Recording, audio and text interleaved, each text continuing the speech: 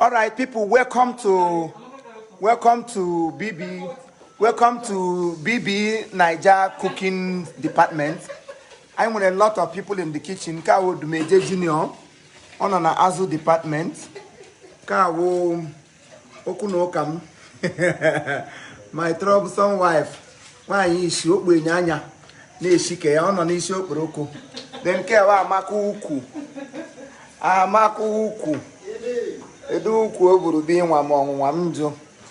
Amaka uku nọ na rice department. Ihe shige karịrị akarị. Then mụ na onwe m.